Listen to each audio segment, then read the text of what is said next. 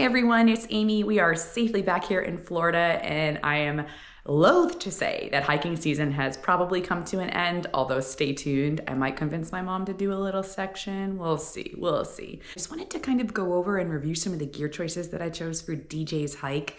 He has a lot of new gear and a lot of used gear that I got, and I wanted to review what worked and what didn't work for him on trail, because there aren't a ton of resources for parents out there that are trying to hike or backpack or overnight in the shoulder seasons. Given that DJ has done 10 of the 4,000 footers in New Hampshire, about 100 miles on the Appalachian Trail, and about 15 days of backpacking, I am pretty confident that these are the choices that I will be using for the foreseeable future. And so I have invested in some really nice pieces that will last him several years and that will grow with him.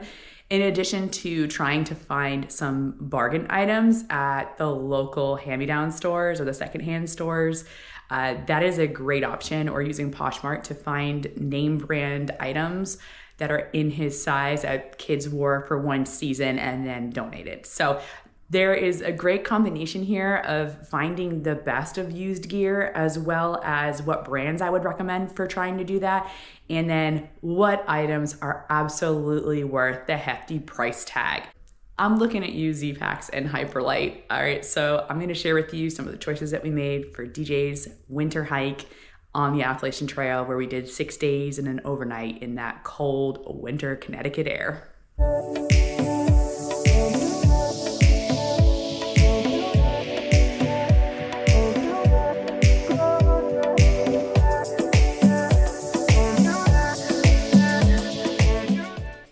If we are talking about puffy jackets, this is the #1 item I would recommend that you buy secondhand. REI has a used gear sales store that you can access on their website, and sometimes they have good pieces in there, but their selections are pretty slim picking. There are 3 brands I want to talk about when it comes to puffy jackets for kids. You could get a great price on an LL Bean or a REI or an Eddie Bauer puffy jacket. You do want to try to get the higher fill if you're going to do a fall or winter hike, or a very early spring hike, something like an 850 fill with a hood. That's imperative for nighttime sleeping, with a wool hat that kept DJ toasty warm on our overnight. I would recommend you go onto Poshmark and buy a size up. So if you have an 8-year-old, I would advise getting the 8 to 10 size. If you have a 9-year-old, I would consider the 10 to 12 size. If it's going to be too big, then you want to try to size the best you can to be as close to the skin as possible with a wool base layer. The wool base layers are super important.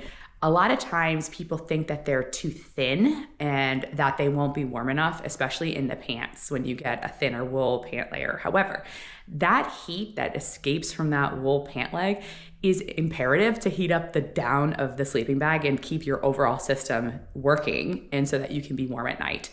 We tend to want to layer up at night, and I have definitely done that on a hike.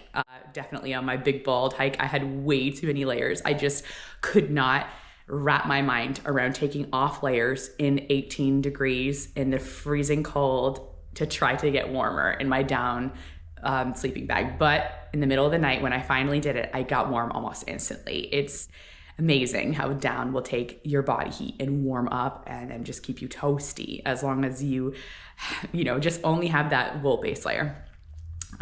So for DJ, we did do the down pants and a down long sleeve. I layered that with his puffy jacket on top. He did fall asleep in his wool gloves and his wool hat. He also had a wool buff that he could pull up over his face, and he just burrowed into his 10-degree Z-Pack sleeping bag, and that worked for him. He also had wool socks on that night, nice dry socks. So that system has been what's working for me in the cold weather. So I tried it for him and he was fine. He was toasty all night long. I took a chance this time on buying him actual hiking boots. In the summer, DJ typically wears Keen hiking, trekking shoes, and they have a very breathable type fabric, which if it gets wet will dry quickly, as well as the rubber toe box, which is great for kicking rocks, slamming your feet into rocks. And that's typically what we hike in the summer, which is New Hampshire.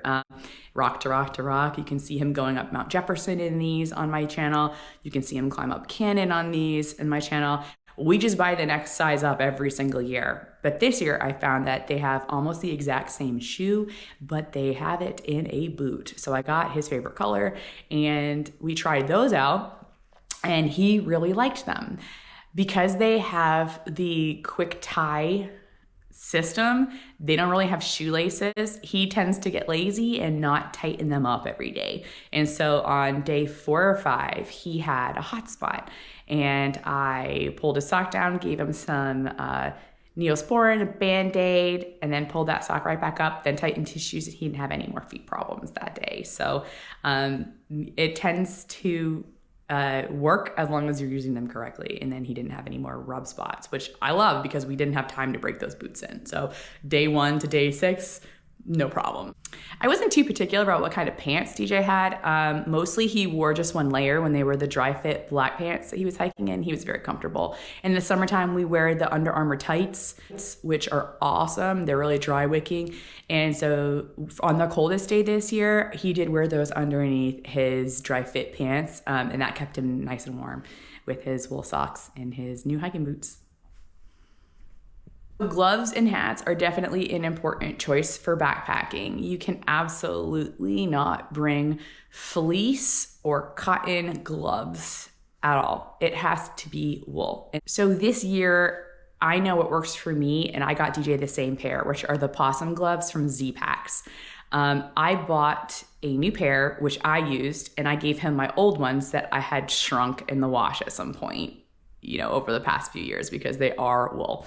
So, or they are a real product. So the possum gloves, highly recommend them. They're a little pricey, but I would actually recommend people get 2 pairs because you want one for sleeping and you want one for the daytime. And in sleeping, you would want them to be nice and warm and dry. The daytime ones can get damp. However, you don't want them to get wet. So they still need a covering to go over them to keep your hands toasty. They will do the job. I use just regular kitchen, like dishwashing gloves over my possum down gloves. DJ has actual rain mitts that he wore over his either wool or down gloves, and that kept our hands warm. There were a couple times when we would take a break and we would put them back on and they would be cold and wet, and until your body heat warms them up again, you were just uncomfortable and kind of miserable. But 20 minutes later of hiking uphill, your hands are feeling toasty again because they work and they're not a synthetic that's just gonna stay wet like all day. So yes, absolutely crucial to have a hand warming system and a backup one, because if they get wet and miserable, you need to have something to keep your hands warm and dry overnight. We also used hot hands. Thanks, Mom. That was a great idea to have overnight. And I have a clip of my mom talking about her rechargeable ones in one of my videos from this year. The rechargeable ones are great if you have a big battery bank and you don't mind using some of the charge to charge them up again. I think those are kind of fun. They are a little bit heavier than the little sachets that you can buy that just you shake and then you open. But then you do carry them out because it's important to carry out everything that you bring on trail. Okay, it's time to talk about his big ticket items. I did invest in 2 big pieces for DJ this time around. I bought him a Z-Pack sleeping bag. These are very pricey. I did get him the shortest, smallest size, which took some of the cost down.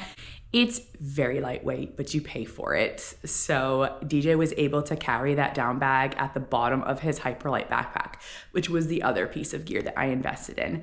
For several seasons now, DJ has used a great Osprey backpack. The problem that I have with it is that it's very narrow and tube-shaped, and not in the kind of narrow tube-shaped an adult-sized backpack would have.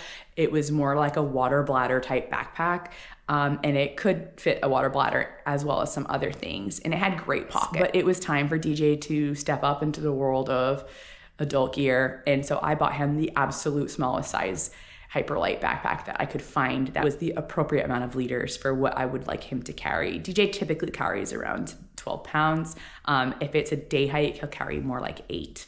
But he carries a emergency sleeping bag, and I carry the tent just in case we get stuck out in the woods. we have a satellite phone and an emergency sleep system so that we will be warm in case of injury. But yes, he does carry his sleeping bag and a dry set of clothing in a waterproof bag inside. And he also carries his snacks for the day. He carries his water for the day. He never drinks all of it though, so I might have to adjust that. And so he has his electrolytes bottle and he has a water bottle with him. He also carries our emergency bag.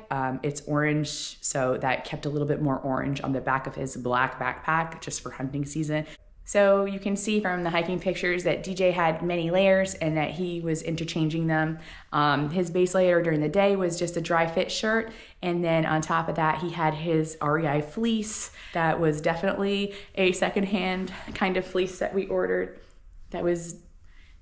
And his mid layer was an REI fleece, which I highly recommend, as well as having a puffy jacket with a rain jacket on top. So those are the 4 layers that he wore up top. Underwear, pants, or underwear, leggings and pants, wool socks, wool gloves, wool hat. And yeah, that kept him toasty and happy. And sometimes he had to use his rain mitts, but those are the items that are quintessential for keeping your kid dry and warm and happy on trail. We had a great time. Thank you, Meme, for an amazing hike. So proud of us for doing over 34 miles of the Connecticut Trail, even in the challenging weather. And I look forward to finishing that section next year. All right, YouTube, thanks for watching. Have a great day. Bye.